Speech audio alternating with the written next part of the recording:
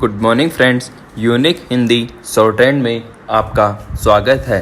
Dictation start होगी 5 second बाद।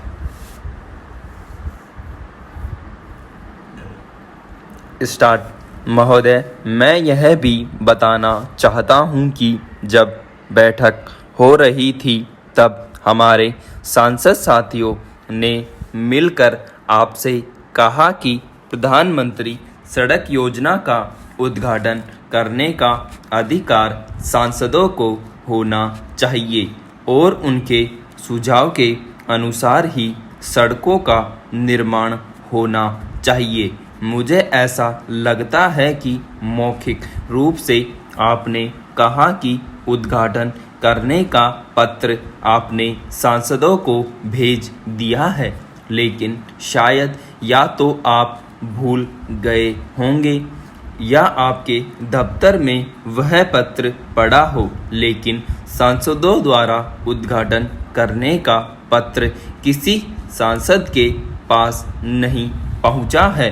हम चाहते हैं कि जब आप उत्तर दें तो कम से कम इस बात को साफ करें कि सांसदों के सुझाव के आधार पर प्रधानमंत्री सड़क योजना का निर्माण होना है। आपने जब बैठक शुरू हुई थी तब इस तरह का निर्देश दिया था, उस निर्देश का पालन ही नहीं हुआ है। अधिकारी मनमाने तरीके से सड़कों का प्रपोजल बनाते हैं और गुणवत्ता के आधार पर सड़कों का निर्माण नहीं हो रहा है। सड़कों का जो रूट बनना चाहिए, ठेकेदार और अधिकारी मिलकर मनमानी करते हैं। मैं चाहूँगा कि वह इस पर ध्यान दें। अगर उन्होंने उद्घाटन का परिपत्र जारी किया है तो उसे साफ कर दें और सांसदों के सुझाव के आधार पर जिन सड़कों का निर्माण होना था, जिसकी उपेक्षा की जा रही है, उनके बारे में हम चाहेंगे कि आप ध्यान देने का काम करें। उत्तर प्रदेश और बिहार, जहां दबे कुचले गरीब लोग झोंपड़ियों में रहते हैं और जहां से आप आते हैं वहां से लोग शहरों की ओर पलायन कर रहे थे। आपने उनके लिए राष्ट्रीय ग्रामीण योजना बनाकर रोकने का काम किया है। उसे रोकने के साथ साथ जो प्रारूप बनाया गया उसके अनुरूप काम नहीं हो रहा है। इसके संबंध में आपको शिकायतें मिली होंगी। हम चाहेंगे कि आप उसे गंभीरता से देखें।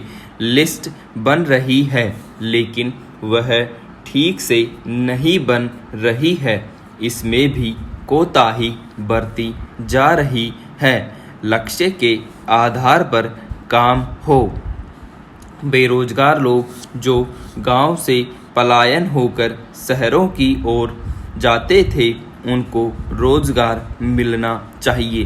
पूरे देश में मजदूरी का निर्धारित लक्ष्य नहीं है, वह कहीं कुछ है और कहीं कुछ है।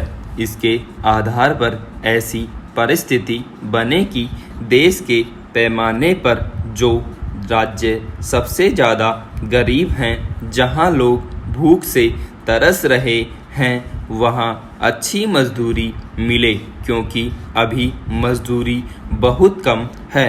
आज आवश्यक वस्तुओं के दाम बढ़ रहे हैं।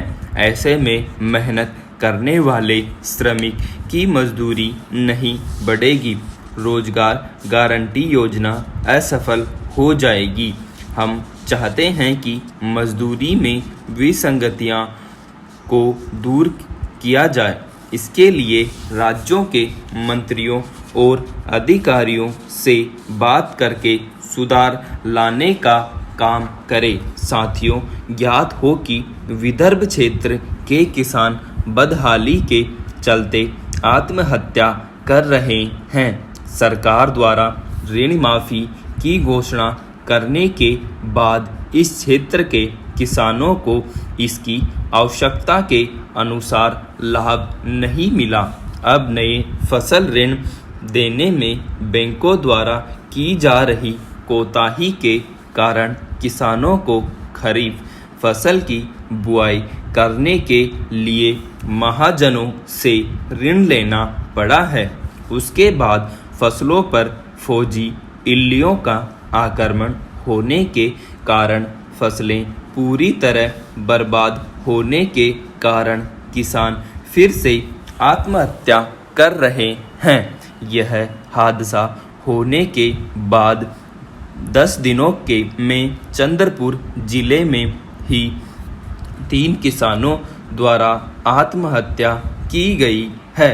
इससे स्थिति की भयावहता पता चलती है। चंद्रपुर जिले के कपास, सोयाबीन और अरहर समेत अन्य फसलों के पूरी तरह नष्ट होने के कारण इस साल का खरीफ मौसम किसानों के लिए खाली हाथ रहा है। एक अनुमान के अनुसार फौजी इल्लियों द्वारा जिले के करीब 1,25,000 हेक्टेयर फसलों तथा 500 करोड़ रुपये से भी अधिक का नुकसान हुआ है।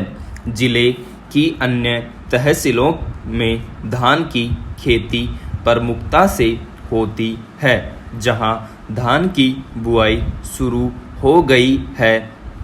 फौजी इल्लियों का आक्रमण धान फसलों पर भी हुआ है। फौजी इल्लियों के नियंत्रण के लिए लगने वाली औषधियाँ महंगी होने के कारण किसान इसे खरीदकर छिड़काव नहीं कर सकते। स्थानीय प्रशासन द्वारा मुफ्त में औषधियाँ उपलब्ध कराने में विलंब के कारण फौजी इल्लियाँ खेतों से निकलकर ग्रामीण क्षेत्र के निवासी गांवों में कहर बरपा रही थीं। फौजी इल्लियों के विनाशकारी तांडव के कारण किसानों का जो भारी नुकसान हुआ है, इसकी भरपाई करने के लिए किसान सरकार की ओर आस लगाए बैठे हैं। केंद्र सरकार फौजी इल्लियों के द्वारा किए गए फसलों के विनाश का सर्वेक्षण कराने के लिए एक विशेषज्ञों का दल भेजकर किसानों को राहत प्रदान करे और इस प्राकृतिक आपदाग्रस्त किसानों को उनके नुकसान की भरपाई हेतु एक विशेष पैकेज की तत्काल घोषणा करे।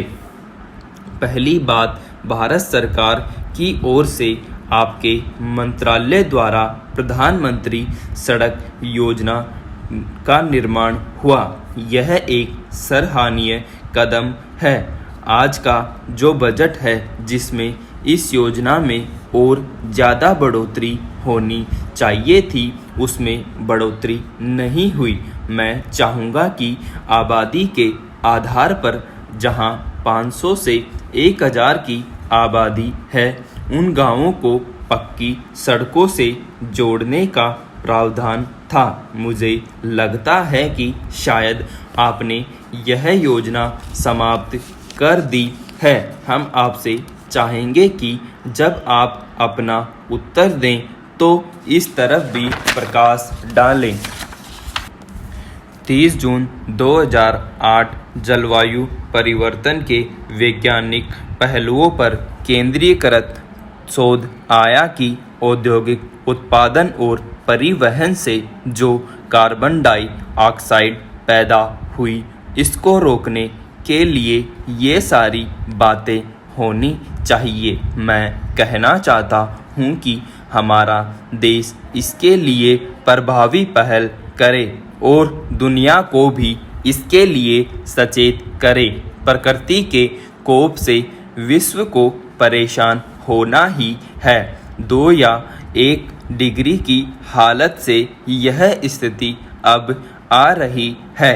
भारत में भी कई बातें आई हैं कि देश में 127 संस्थाओं का नेटवर्क पर्यावरण और जलवायु परिवर्तन पर शोध कर रहा है, जिसमें विश्वविद्यालय, अनुसंधान विकास संस्थाएं और स्वयंसेवी संस्थाएं, गैर सरकारी और निजी संस्थाएं सब इस पर काम कर रही हैं, लेकिन इनकी रिपोर्ट सरकार में प्रस्तुत नहीं है। स्टॉप।